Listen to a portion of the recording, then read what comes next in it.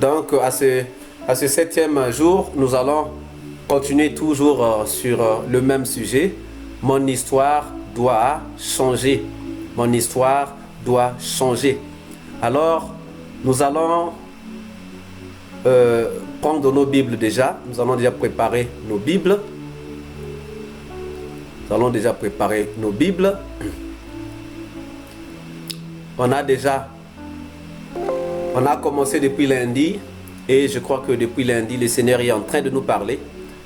Samedi, c'était consacré carrément à la prière et je suis sûr et certain que le Seigneur nous a vraiment fait du bien. Et aujourd'hui, on continue. Alors, nous allons prendre le livre de Genèse. Nous allons prendre le livre de Genèse.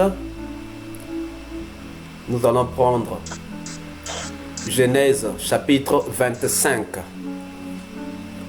Genèse chapitre 25.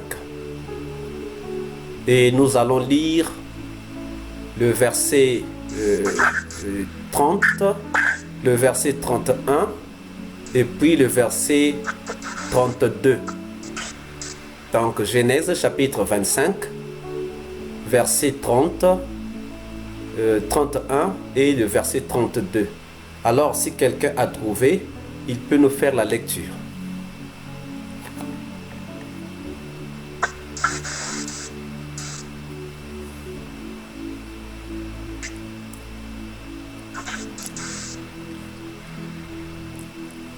Genèse chapitre 25, du verset 30 au verset 32.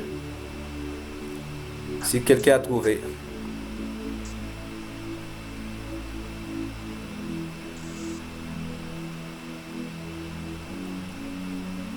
Personne n'a trouvé? Personne ne trouve?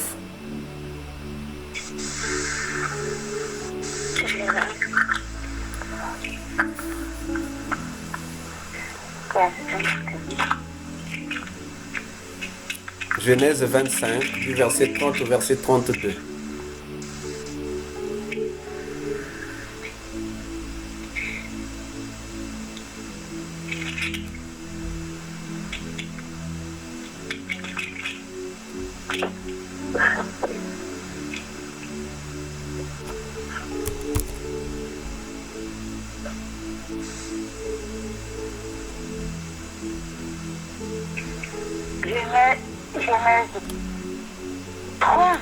Genèse 25.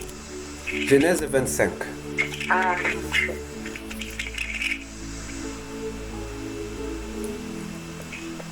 Genèse 25. Verset 30 jusqu'au verset 32.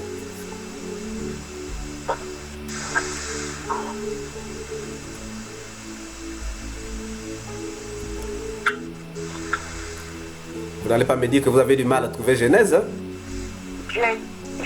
Je dis la parole. Genèse 25, du verset 30 au verset 22. Verset 32. Isaac leur fit un festin. Non, verset 30.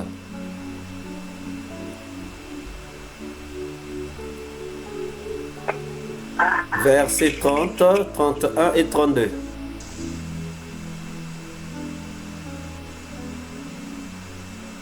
Je lis la parole. Et Ésaü dit à Jacob, laisse-moi, je te prie, manger de ce roux-là, car je suis fatigué. C'est pour cela qu'on a donné à Ésaü le nom d'Édom. Jacob dit, vends-moi aujourd'hui ton droit d'aînesse. Ésaü répondit, voici, je m'en vais mourir. À quoi me sert ce droit d'aînesse? Amen. Amen. Amen.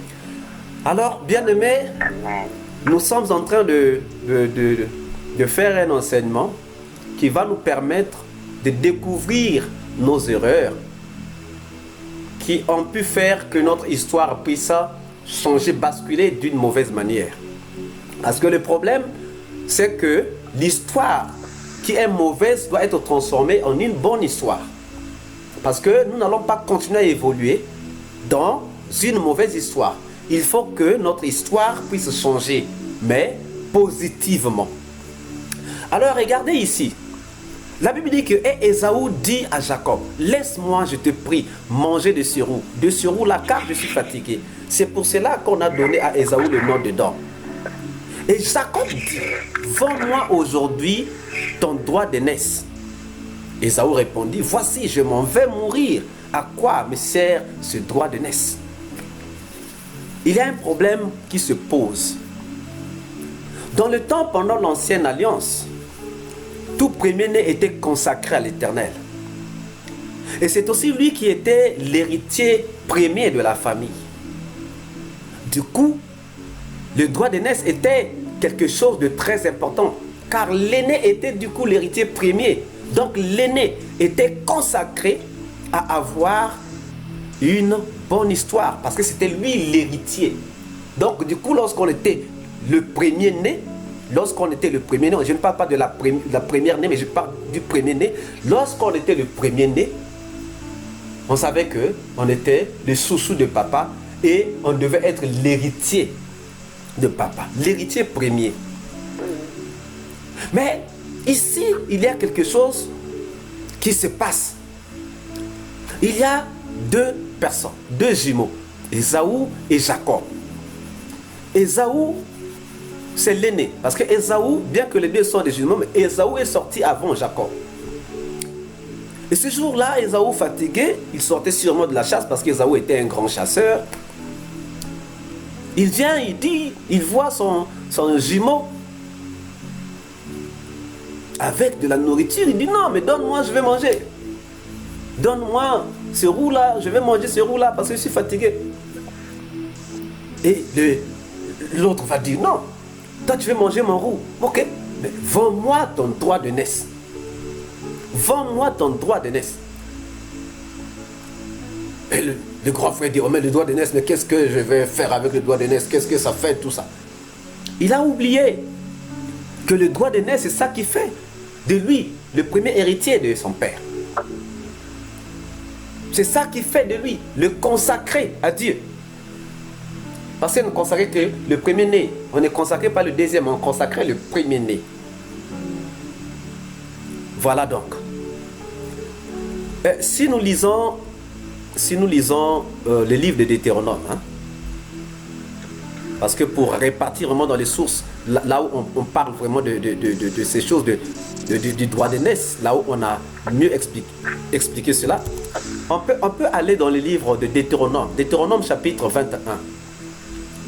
Deutéronome chapitre 21. Et lorsque nous prenons Deutéronome chapitre 21, nous pouvons prendre à partir, prenons à partir du verset 15. Deutéronome chapitre 21. À partir du verset 15, nous allons lire jusqu'au verset 17. Est-ce que quelqu'un a trouvé pour nous le lire rapidement? Deutéronome 21, du verset 15 jusqu'au verset 17. Je lis la parole. Si un homme qui a deux femmes aime l'une et n'aime pas l'autre, et s'il on a des fils dont le premier-né soit de la femme qu'il n'aime pas, il ne pourra point, quand il partagera son bien entre ses fils, reconnaître comme premier-né le fils de celle qu'il aime, à la place du fils de celle qu'il n'aime pas, et qui est le premier-né. Mais il reconnaîtra pour premier-né le fils de celle qu'il n'aime pas, et lui donnera sur son bien une portion double, car ce fils est les prémices de sa vigueur. Le droit d'aînesse lui appartient. Amen. Bien-aimés, regardez ici, Amen. Dieu est en train de parler du droit d'aînesse. Il est en train de parler du droit d'aînesse. Il dit, si un homme qui a deux femmes aime l'une et n'aime pas l'autre. C'est-à-dire, cet homme-là a deux femmes.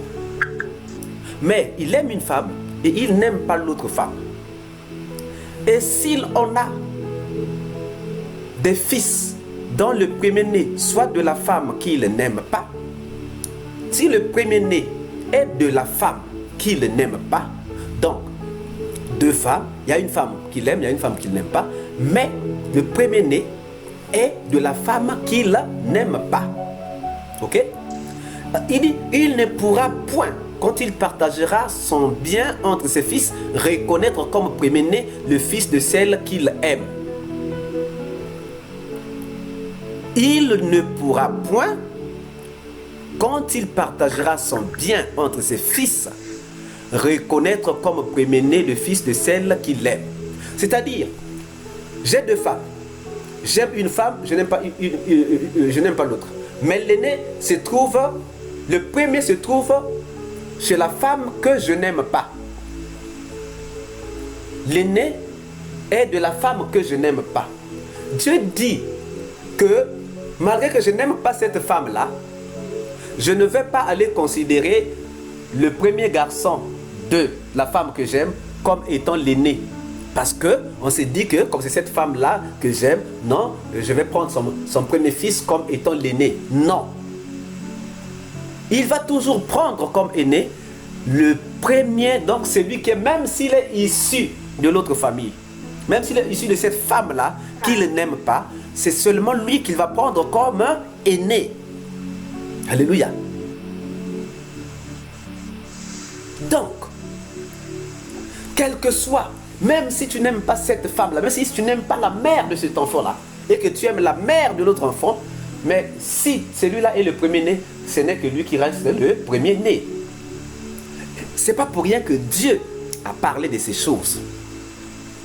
C'est parce que Dieu accorde de l'importance au droit de naissance. De l'importance au droit. On ne dit pas que ce n'est que le premier enfant qui est le plus important. Non, tous les enfants sont des enfants. Nous devons les aimer. Mais bien aimés, les premiers-nés sont exposés à plusieurs courants, à plusieurs flots, à plusieurs choses. Il y a ce qu'on appelle même les déboires du premier-né. C'est-à-dire, il est d'abord seul. Donc, lorsqu'on va commander l'enfant, l'enfant est seul. C'est lui qui va tout subir. Mais lorsqu'ils sont déjà deux, une fois on va commander le premier, mais autre fois on va se commander le deuxième. Mais pendant ce temps, pendant que le deuxième est là, le grand frère aussi est déjà là. Donc, il ne supporte pas toute la charge. Par contre, quand le premier est encore seul, il supporte tout. Il supporte tout. Donc, le Seigneur donnait beaucoup d'importance. Et comme le premier-né, Dieu le considérait comme étant les prémices. Donc, le premier fruit de la fécondité. Le premier fruit de notre virilité. Et c'est pour cela que le Seigneur va dire que vous allez me consacrer les premiers-nés. Donc les premiers-nés vont maintenant être à moi. Ils seront consacrés à moi. Donc le premier-né, c'est quelqu'un qui jouait d'abord le rôle. Parce qu'il était sacrifié à Dieu. Donc il devenait comme le sacrificateur de la famille. Hein, parce que c'est lui qui était consacré à Dieu pour cette famille-là. Et en même temps, c'était le premier héritier du Père. Le premier héritier du Père. Donc, le Seigneur accordait beaucoup d'importance au droit de naissance. Mais cependant, ici, nous allons voir que Ésaü se moque de ce droit de naissance. Lisons encore 2 Chroniques. 2 Chroniques au chapitre 21. 2 Chroniques, chapitre 21. 2 Chroniques, chapitre 21. Aujourd'hui, on est dans les 21, c'est bien ça. 2 Chroniques, chapitre 21. Alors, 2 Chroniques, chapitre 21, verset 3. On lit seulement ce verset.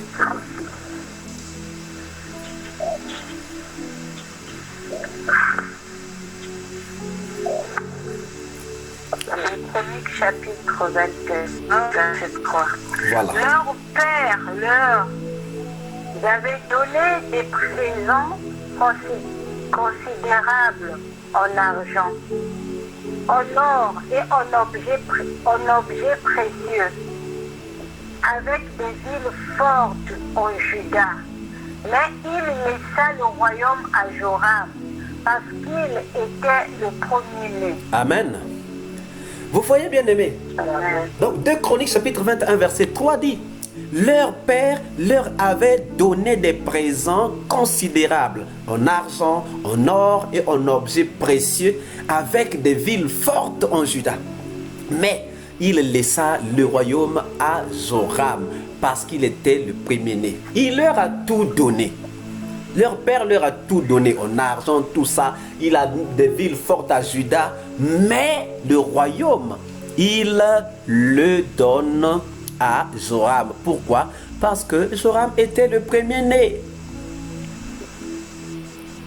Alors, ces statuts d'aîné, ça devient comme un statut, comme une histoire, une bonne histoire.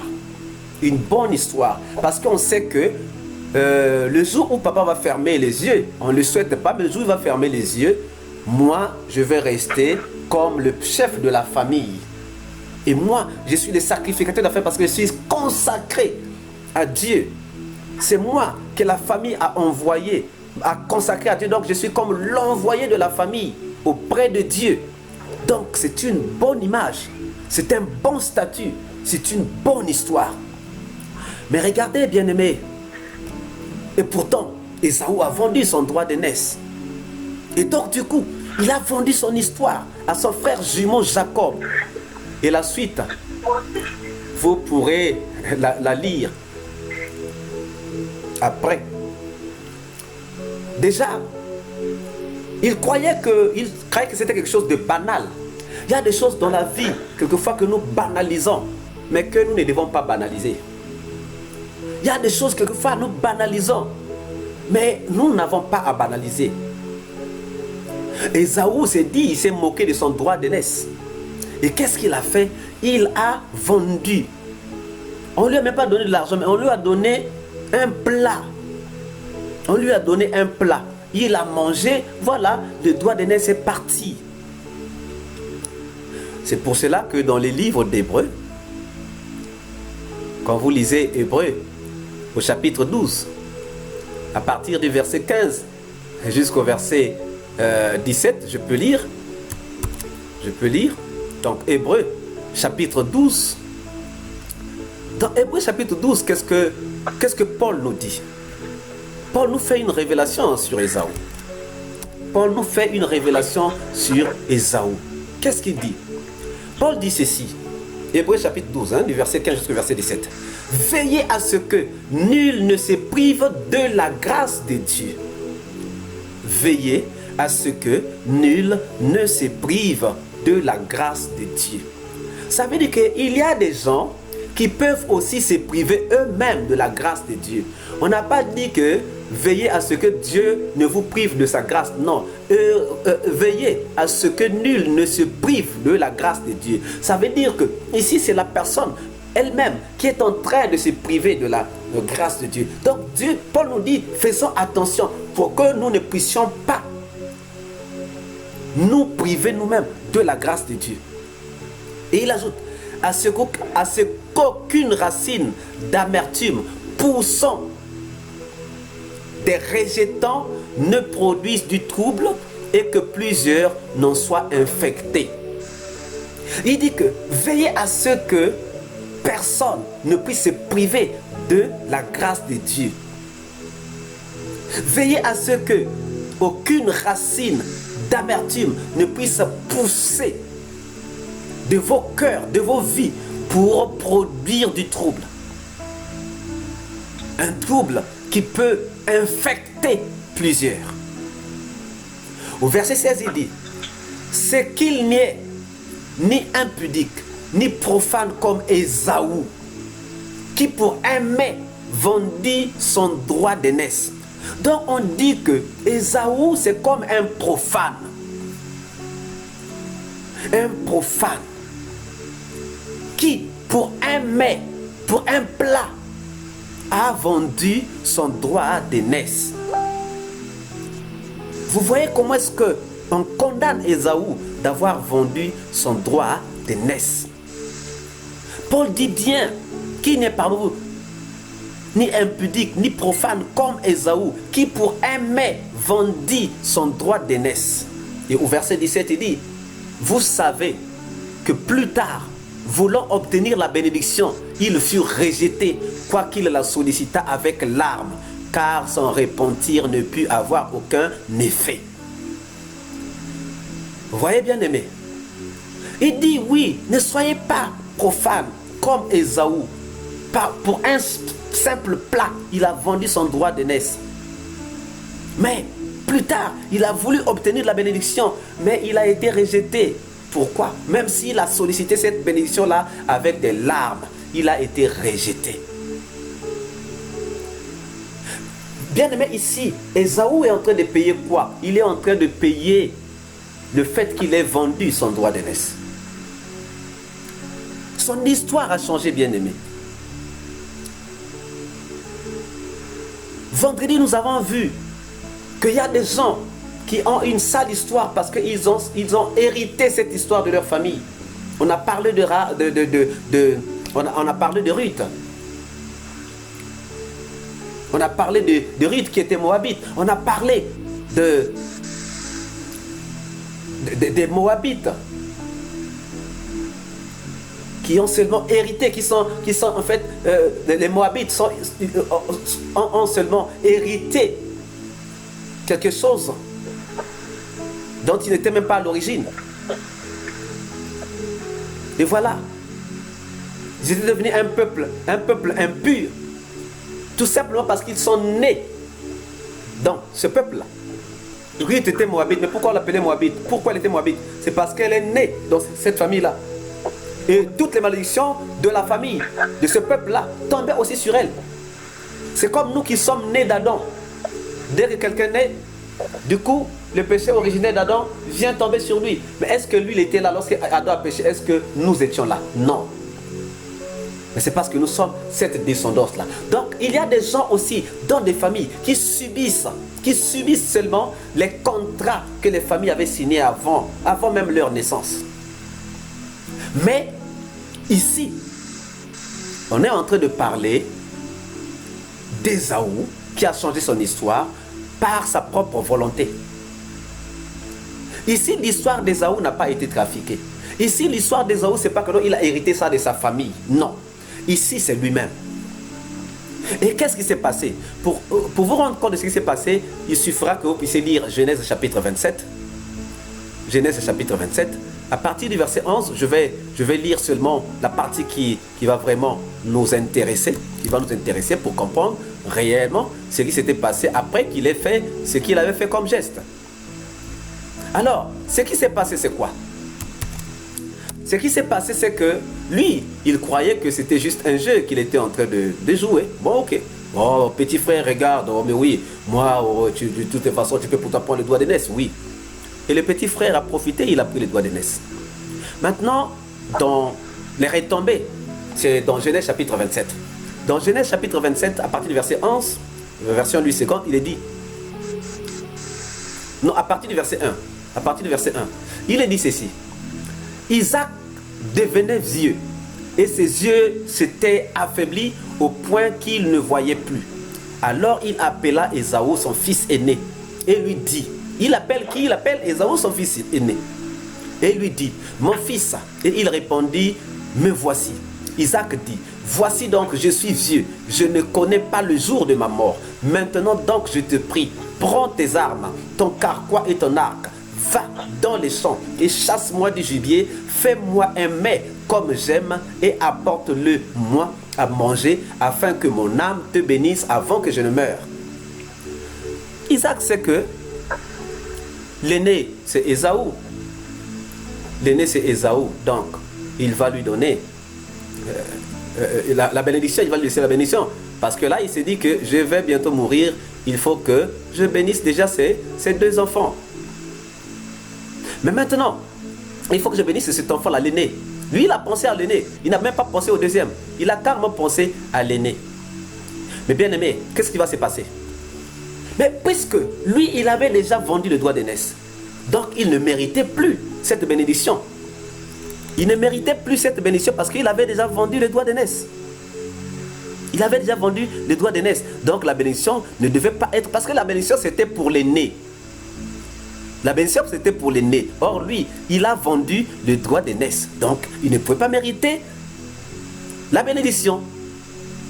Et voilà pourquoi Dieu, qui avait déjà tout prévu, qui avait déjà tout prédit, parce que lorsqu'ils étaient encore dans le ventre, Dieu avait déjà dit que non, bon, il y a le petit frère qui va supplanter le grand frère. Et là, la maman, Rebecca, qui a entendu ce que le papa a dit au fils aîné, la maman va appeler maintenant Jacob, que non, Jacob, regarde là-bas, va prendre un taureau, emmène-moi ça, je prépare, tu vas donner à ton père, et puis, bon, ton père va te bénir à la place d'Ésaü. Les gens disent même que non, cette maman-là était mauvaise. Non, elle n'était pas mauvaise. Elle avait seulement joué le rôle de Dieu.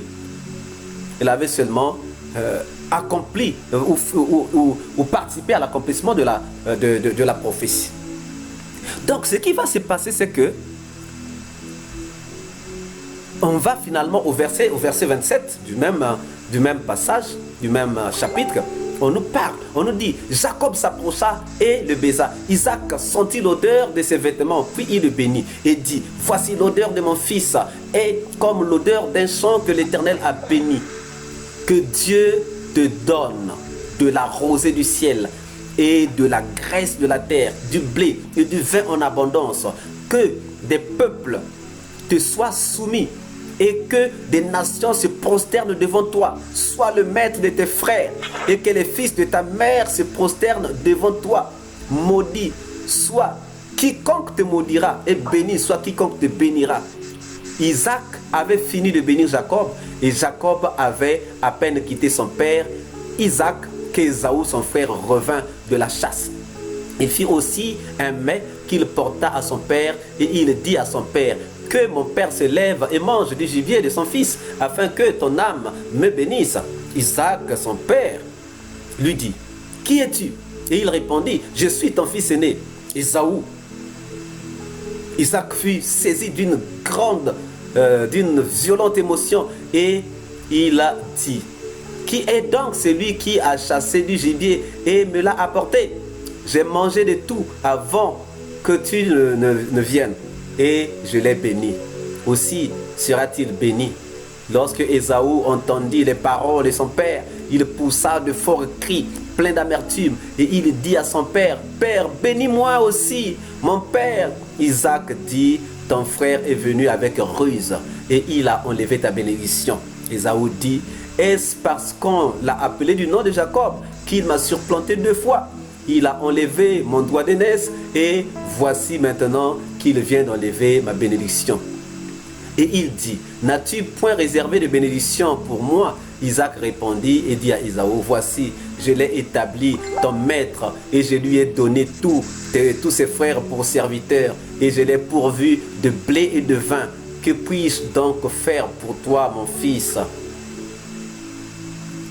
Ésaü dit à son père, n'as-tu que cette seule bénédiction, mon père? Bénis-moi aussi, mon père. Et Ésaü éleva la voix et pleura. Est-ce que vous voyez bien aimé? Ésaü était en train de vendre son droit d'aînesse. Il était en train de jouer avec son droit d'aînesse. Il a vendu. Or, lorsqu'il vient dire vers la fin que non, mais comment est-ce qu'il m'a surplanté 2 fois? Non seulement il m'a pris mon droit d'aînesse, il m'a encore pris la bénédiction, mais la bénédiction était liée au droit d'aînesse. La bénédiction était liée au droit d'aînesse. Donc le fait d'avoir vendu le droit d'aînesse, il avait du coup vendu aussi sa bénédiction. Mais lui, c'est lui-même qui avait changé son histoire. C'est lui-même qui avait changé son histoire. Donc bien aimé, nous aussi à un certain moment, il nous arrive que nous ne puissions pas hériter de notre famille une mauvaise histoire, mais que nous puissions nous forger une mauvaise histoire nous-mêmes. que nous puissions nous forger une mauvaise histoire nous-mêmes. Ça peut arriver dans le cas, par exemple, d'Ésaü. Mais qu'est-ce qui a poussé Ésaü à vendre son droit d'aînesse? La faim. C'est ça, la faim. Il voulait manger coûte que coûte. Il voulait manger à tout prix. Et il a payé de son droit d'aînesse, au lieu même de payer de l'argent. Et le petit frère savait, il l'a piégé. Il a piégé que non, bon ok, tu veux manger, bon ok, moi je ne demande pas l'argent, mais donne-moi seulement le droit d'aînesse, moi je deviens ton grand frère. Et lui il a banalisé ça, il a accepté. Il dit ok, prends pour toi. Voilà. Voilà. Il y a des gens bien-aimés qui, dans les familles, ont un charisme, mais qui négligent ce charisme-là. Il y a des gens qui, dans les services, ont du charisme, mais qui négligent ce charisme-là. Il y a des gens qu'on appelle chefs, mais qui refusent de dire, moi je ne suis pas chef. Mais celui qui dit ça, qui t'appelle chef, c'est pourquoi il t'appelle chef. Quelquefois c'est par révélation. Quelquefois c'est par révélation qu'il t'appelle chef. Mais toi tu refuses. Ça veut dire que tu nies ce que tu es. Un jour j'ai voyagé avec un monsieur. On avait quitté Brazzaville, on partait vers Boko. On avait même dépassé Boko. Mais en cours de route, il a reçu un appel. Lorsqu'il a reçu cet appel, il a commencé à se plaindre. Non, comment vous là, tout ça, quand quelqu'un a un problème, toujours moi, il faut que, ordonnance, il faut que je paye les études, il faut que moi je paye tout. Comment ça, non, c'est pas bon, moi je suis fatigué. Je l'ai regardé là, j'ai commencé à rire. J'ai commencé à rire. Il me dit, mais pourquoi tu es en train de rire? J'ai dit, mais je te ris parce que je me moque de toi parce que tu n'as pas encore compris. Ou qu'est-ce que je n'ai pas encore compris? J'ai dit, mais pourquoi tu te plains? Il dit, non, ma famille là, dès qu'il y a un problème, c'est moi. Dès qu'il y a un problème, il faut que je fasse, même quand je n'ai pas l'argent. Mais moi, personne ne me donne la famille. Je lui ai seulement dit, tu es la source de ta famille. Si tu es la source de ta famille, tu veux que les gens viennent boire à ta source, ou bien toi, à la source, tu vas aller boire chez les gens. Nous partons à la source pour aller puiser de l'eau. Mais est-ce que la source va quitter la source pour venir dans ta maison, prendre la calebasse qui est dans ta maison et boire l'eau? Il me dit non. J'ai dit alors, tu es une source, c'est toi la source de ta famille. Et ça ne vient pas de toi. C'est Dieu qui a fait que tu sois la source de ta famille. Mais le fait que tu sois la source de ta famille, ta source à toi, c'est Dieu. C'est Dieu qui te donne. Et Dieu te donne pour que toi tu puisses donner aux autres. Mais on n'est jamais riche pour nous-mêmes. On n'est jamais riche pour nous-mêmes. Jamais. Dieu ne nous fait pas des riches pour nous-mêmes. Mais Dieu nous fait des riches pour les autres. Comme il a aussi fait des pauvres pour les riches. Hein? Mais aujourd'hui, vous allez voir un riche qui se moque des pauvres. Oh, celui-là est pauvre. Mais tu ne sais pas que non, c'est lui ta source de bénédiction. Ce pauvre-là, c'est lui ta source de bénédiction. Dieu a fait les riches pour les pauvres. Et Dieu a fait les pauvres pour les riches. Il a fait les pauvres pour que les pauvres soient une source de bénédiction pour les riches. Et les gens ne comprennent pas. Et maintenant, toi, tu es dans une famille.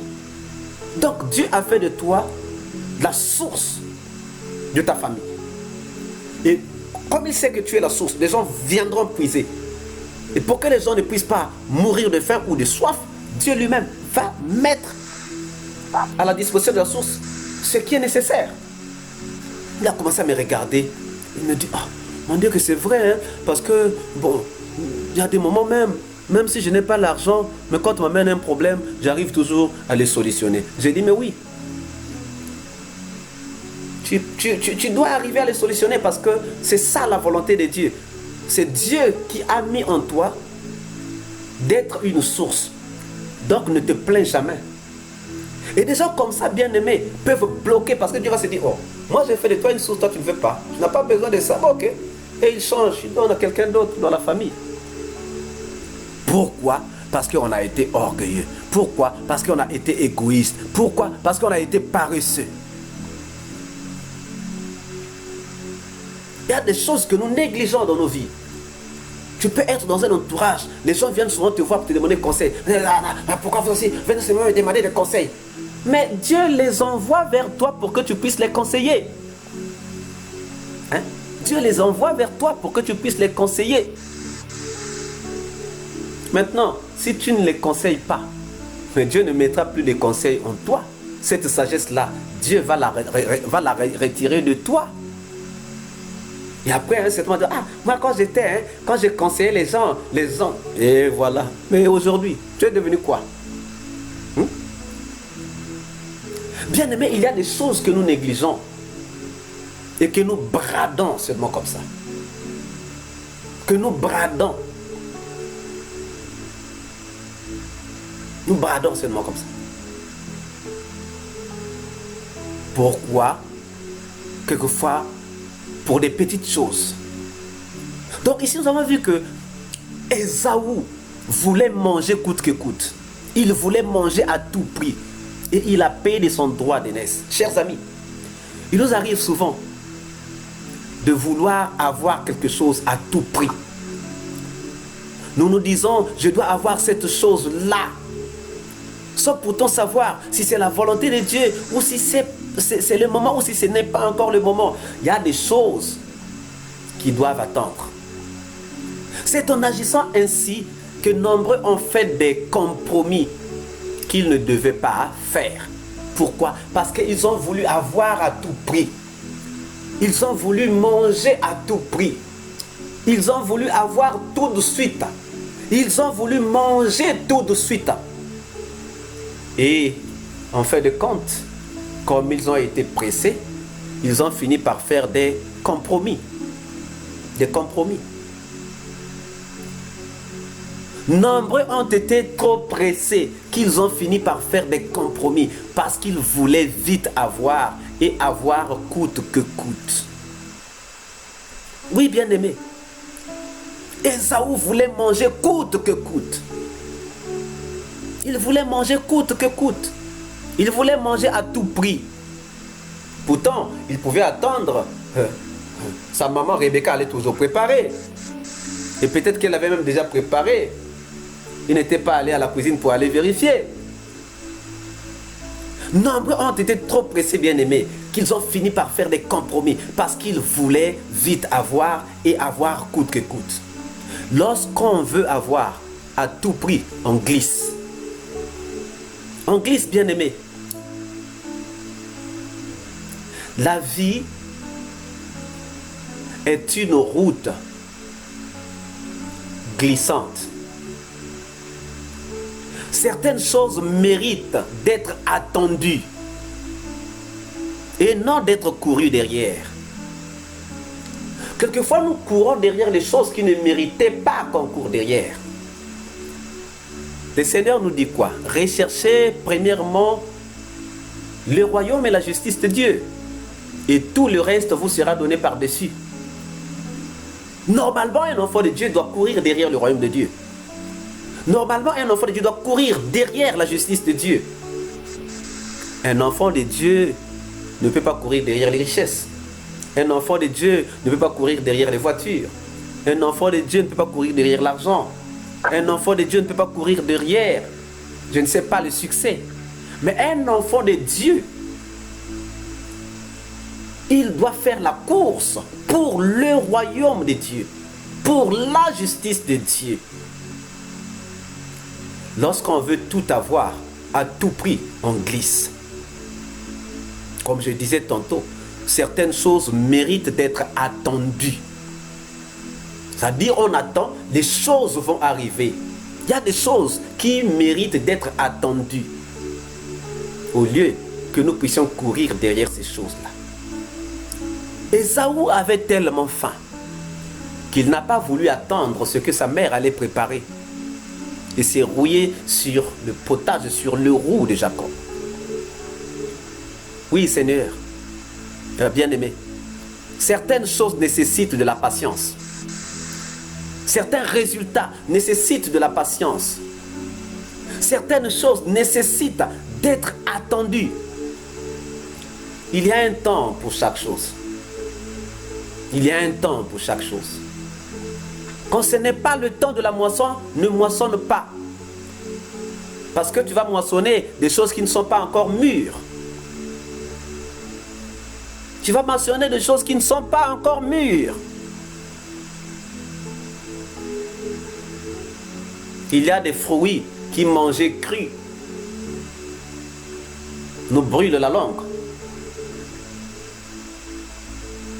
Ça mérite que nous puissions attendre. Ça mérite. Il y a certaines choses bien aimées qui méritent que nous puissions attendre. Certaines choses nécessitent la patience. Certains résultats nécessitent la patience. Certains statuts nécessitent la patience. Certaines choses méritent d'être attendues, bien-aimés. Certaines choses nécessitent d'être attendues. Nous devons à un certain moment apprendre à attendre. Nous devons à un certain moment apprendre à patienter.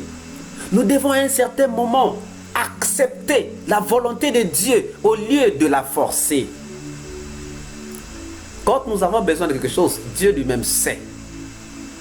Dieu lui-même sait.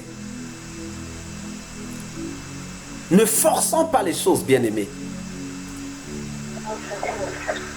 Mais suivons la volonté de Dieu. Ne forçons pas les choses, mais allons-y avec la volonté de Dieu. Aujourd'hui, quelque chose peut manquer. Regardons quelle est la volonté de Dieu. Il y a des choses que Dieu ne veut pas que nous puissions avoir. Il y a des choses.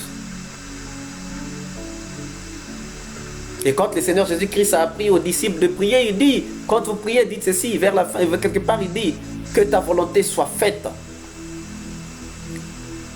Laissons Dieu accomplir sa volonté dans nos vies. Laissons Dieu accomplir sa volonté dans nos vies. Le plan de Dieu ne s'ouvre jamais. Car l'échec d'un plan de Dieu est un échec pour Dieu. Or, Dieu ne peut échouer. À un certain moment, nous devons apprendre à lui faire confiance, à attendre son temps dans la prière, sinon nous glissons. Nombreux ont voulu avoir de l'argent. Ils n'ont pas attendu le temps de Dieu. Ils ont glissé dans l'occultisme, vendant ainsi leur histoire, vendant leur destin au diable. Ils sont nombreux, des gens qui ont signé des pactes pour avoir des voitures, des gens qui ont signé des pactes pour avoir du succès, des gens qui ont signé des pactes pour avoir des promotions au boulot, des gens qui ont signé des pactes pour avoir des grands postes au travail. Ils n'ont pas voulu attendre le temps de Dieu. Et peut-être que c'était pas la volonté de Dieu. Et peut-être que c'était aussi la volonté de Dieu, mais que nous avons forcé. Mais lorsque nous forçons, nous donnons notre destin entre les mains du diable. Et le diable fait quoi? Il nous retranche des années. Si tu allais vivre 60 ans, bon, il t'enlève peut-être 20 ans, ou 25 ans. De toutes les façons, quand tu es déjà dans ses mains, il peut te prendre à n'importe quel moment. C'est ça le malheur. Il peut te prendre à n'importe quel moment. Parce que tu t'es déjà livré à lui. Tu lui appartiens déjà. Tu es déjà son gibier. C'est lui qui te gère. S'il te dit mange du caca, tu manges du caca. S'il te dit fais un sacrifice, quand tu veux refuser, si tu refuses, je vais te prendre. Tu es obligé de faire. Parce qu'il t'a déjà tenu. Tu es déjà dans son piège. Tu es déjà son prisonnier. Donc, bien aimés, nombreux ont voulu avoir de l'argent coûte que coûte. Ils n'ont pas attendu le temps de Dieu. Et ils ont glissé dans l'occultisme, vendant ainsi leur histoire, vendant leur destin au diable. Nombreuses femmes ont eu besoin du mariage, n'ont pas attendu le temps de Dieu. Elles sont allées chez des marabouts, vendant ainsi leur histoire, vendant leur destin au diable. Et nombreux ont voulu même une vie tellement accélérée qu'ils ont glissé dans la cupidité, la magie, les escroqueries, le fétichisme. Bien-aimés dans le Seigneur, c'est ça qui a tué Ésaü. Ésaü, seulement non, ça sent bon, le roux là, non, moi j'ai faim, donne-moi ça. Est-ce que s'il avait attendu toute la journée là, il n'allait pas manger? Est-ce que cette journée-là, Rebecca n'allait pas préparer? Peut-être qu'elle avait déjà préparé. À un certain moment, bien-aimé, nous courons pour rien. À un certain moment, nous courons pour rien. À un certain moment, nous nous livrons au diable pour rien. Imaginez des gens. On raconte une histoire des gens qui sont allés voir un féticheur et les féticheurs, ils étaient 3. Le féticheur a fait sortir un coq. On a donné à chacun des arachides. On a dit, bon, tu jettes des arachides et le nombre d'arachides que le coq va manger, c'est le nombre d'années que tu vas régner avec ton argent, avec ton succès. Le premier à jeter là, l'arachide a mangé 5. Ah, moi je vais quand même régner 5 ans. Ah, 5 ans seulement. Le deuxième là, l'arachide a aussi mangé, je ne sais pas toi. Le troisième, lorsqu'il jette là, l'arachide a refusé de manger. Et le coq a refusé de manger. Alors, ça veut dire quoi? Il est mort sur le champ. Mais comment tu peux aller prendre ta vie et aller remettre entre les mains d'un coq? Mais l'homme est à un certain moment idiot. Tu prends ta vie entière, tu donnes entre les mains, tu mets la vie entre les mains, entre les mains d'un coq. Donc c'est au coq de juger combien d'années il va te donner. Maintenant, si le coq n'a pas faim,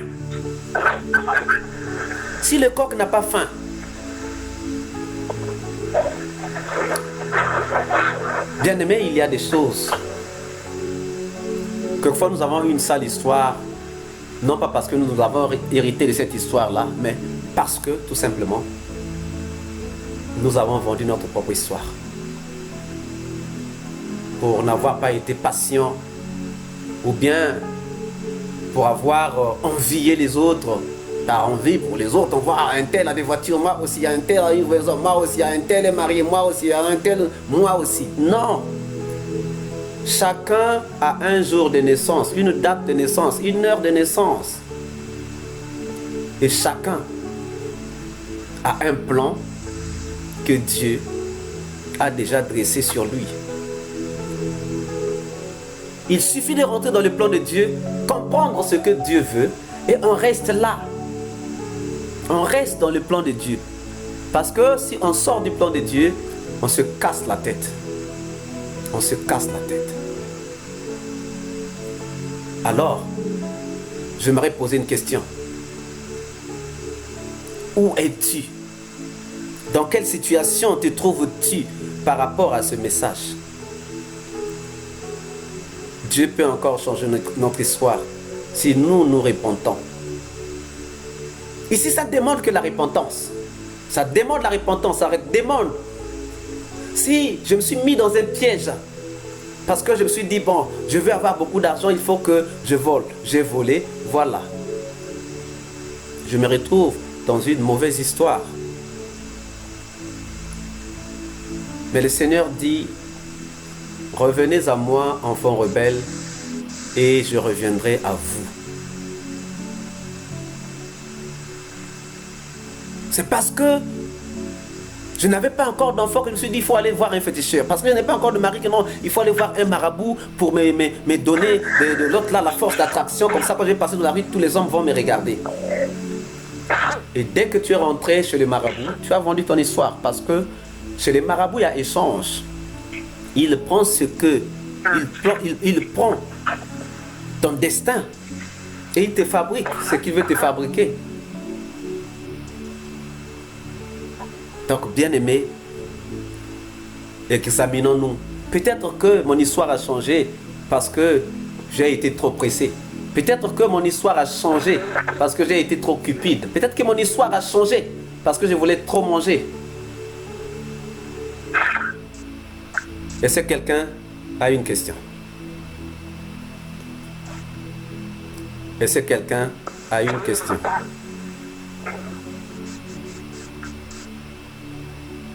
S'il a des questions, posez.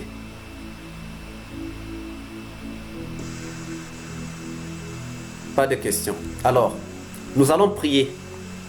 Nous allons prier, nous allons commencer par rendre grâce à Dieu pour ce message qu'il vient de nous donner, pour cette révélation, pour cet éclairage, pour cette lampe, pour cette lumière qu'il vient de mettre au milieu de nous. Nous allons lui rendre grâce. Nous allons dire, Seigneur, merci de ce que tu m'as éclairé. Merci de ce que tu m'as donné ta lumière.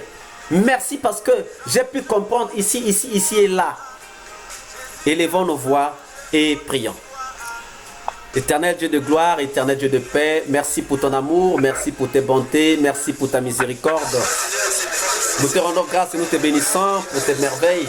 Nous te rendons grâce et nous te bénissons pour ton amour. Nous te rendons grâce et nous te bénissons pour tout ce que tu es, pour tout ce que tu sais te faire.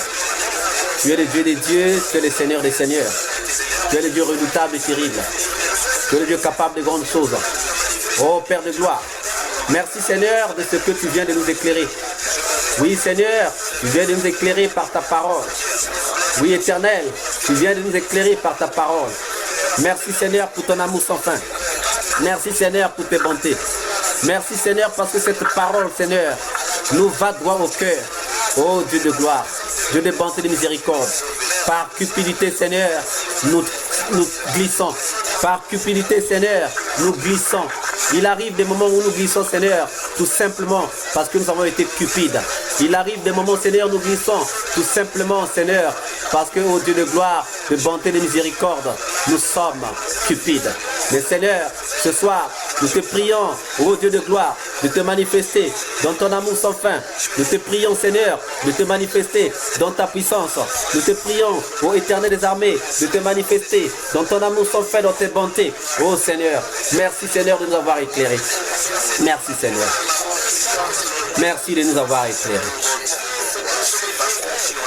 Merci de nous avoir éclairés. Merci de nous avoir éclairés, Seigneur. Merci de nous avoir éclairés. Merci pour cette lumière, Seigneur.